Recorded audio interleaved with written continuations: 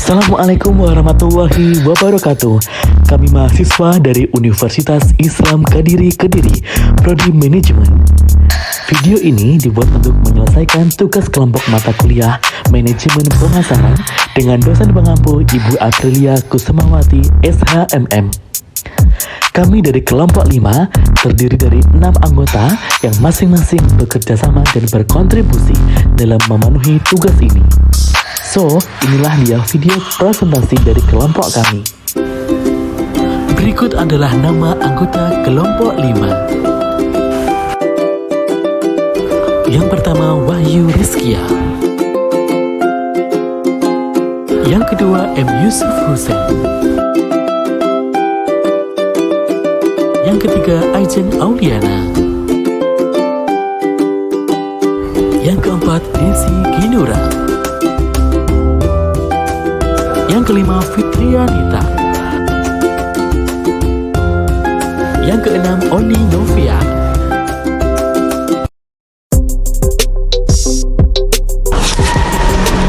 Baiklah, materi yang pertama adalah pengertian pemasaran dan upaya mengelola pemasaran. Pemasaran merupakan analisis, perencanaan, implementasi, dan pengendalian atas program-program yang didesain untuk menciptakan, membangun, dan menjaga pertukaran yang menguntungkan dengan pembeli, sasaran untuk mencapai tujuan-tujuan organisasional atau tujuan-tujuan perusahaan. Upaya mengelola pemasaran yaitu memasarkan produk perusahaan agar dapat tercapainya tingkat keuntungan jangka panjang perusahaan untuk menjamin kelangsungan hidup serta pengembangan perusahaan.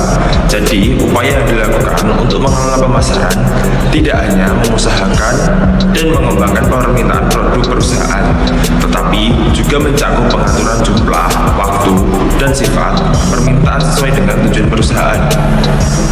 Selanjutnya ada pengertian organisasi pemasaran. Organisasi pemasaran adalah pola hubungan kerja antara dua orang atau lebih dalam susunan hierarki dan penanggung-jawaban untuk mencapai tujuan di bidang pemasaran. Suatu organisasi pemasaran adalah wadah kegiatan di bidang pemasaran dan merupakan alat untuk mencapai tujuan dan alat untuk melaksanakan strategi pemasaran. Selanjutnya, alasan utama perlunya menyusun organisasi pemasaran. Yang pertama, untuk membedakan tugas dengan tugas yang lainnya di bidang pemasaran, sehingga dapat meningkatkan efisiensi dari individu yang ada. Yang kedua, untuk memberikan kemungkinan dilakukannya koordinasi atas tugas-tugas atau usaha-usaha. Yang ketiga, untuk menentukan atau memberikan batasan tanggung jawab dan wewenang yang dibutuhkan oleh tenaga-tenaga yang ada dalam melaksanakan tugasnya. Keempat, sebagai sarana atau alat untuk menyokong dan mencerminkan pelaksanaan strategi pemasaran yang menyeluruh.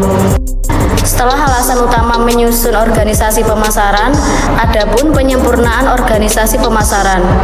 Yang pertama, tanggung jawab fungsi pemasaran yang mencakup penjualan, advertensi, dan pelayanan kepada konsumen. Yang kedua, meningkatkan dan memperluas kegiatan riset pemasaran.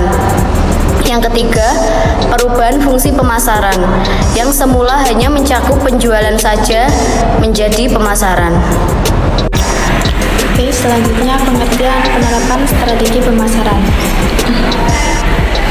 Strategi pemasaran merupakan kombinasi dari bauran pemasaran yang akan diterapkan oleh pengusaha untuk melayani pasarnya.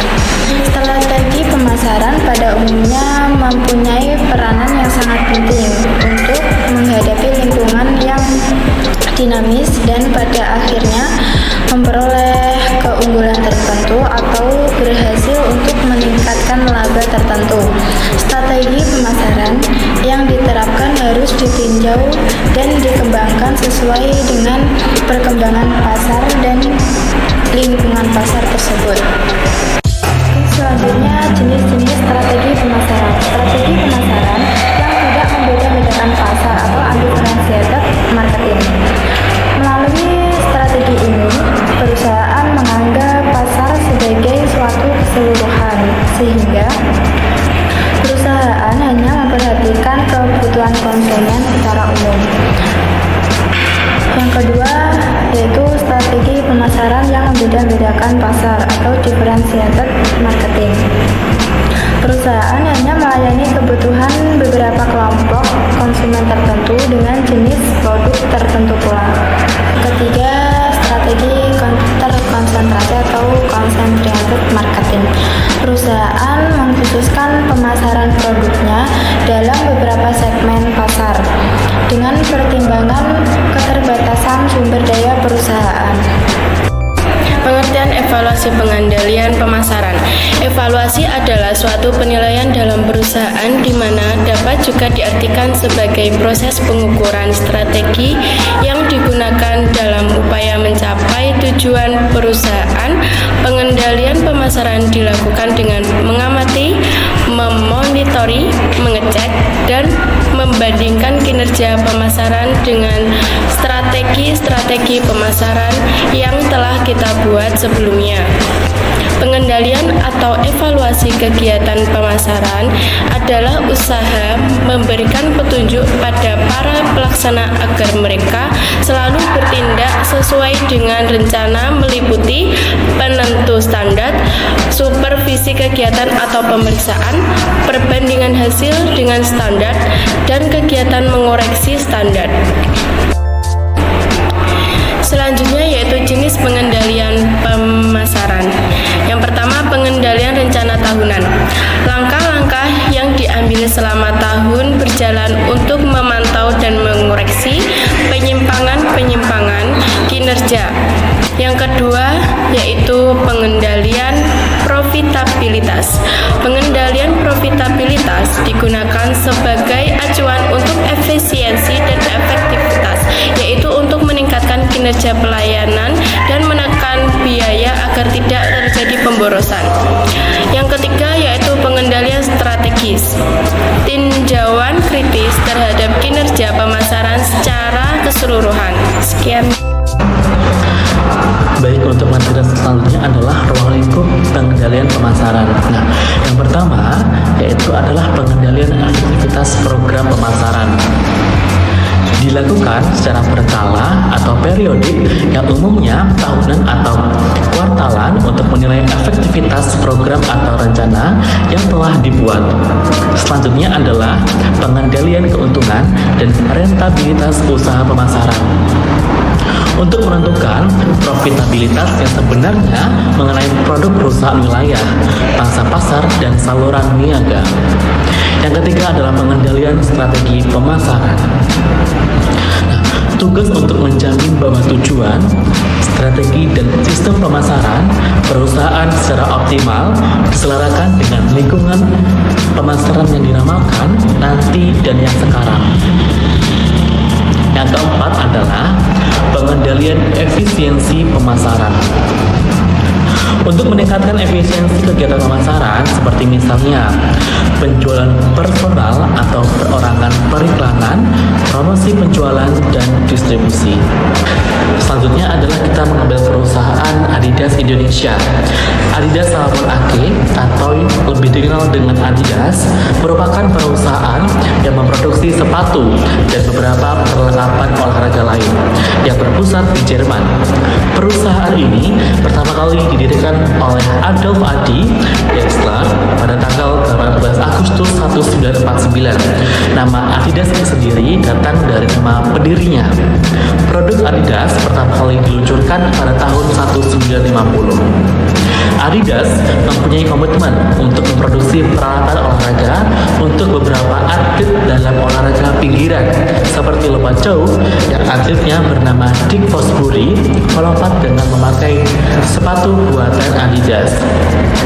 Selanjutnya adalah penerapan pemasaran perusahaan Adidas. Adidas menggunakan berbagai konsep yang membuatnya menjadi ikon aparel olahraga. Misalnya dengan menggunakan konsep trefoil logo yang memiliki makna semangat Olimpiade.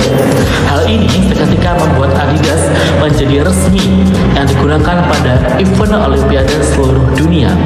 Adidas juga memiliki berbagai kontrak dengan banyak klub olahraga, mulai dari rugby hingga sepak bola.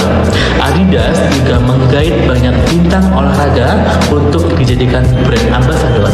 Selain bintang olahraga, Adidas juga menggait selebriti dunia kalangan anak muda seperti Katy Perry. Adidas juga bekerja sama dengan handphone Sennheiser dengan membuat handphone dari rancangan Adidas. We're Adidas employees. And we're here to create. No need to be an athlete to join us. Though some of us started running at lunchtime. And ended up finishing a desert marathon. Sport for us isn't about winners and losers. It's about breaking through with our creativity. Are you with me? Yes!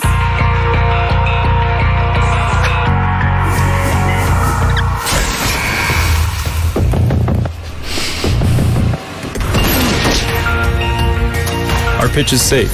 We fall, We get up. we try something else. We don't network. We sweat work. We change the rules with our imagination.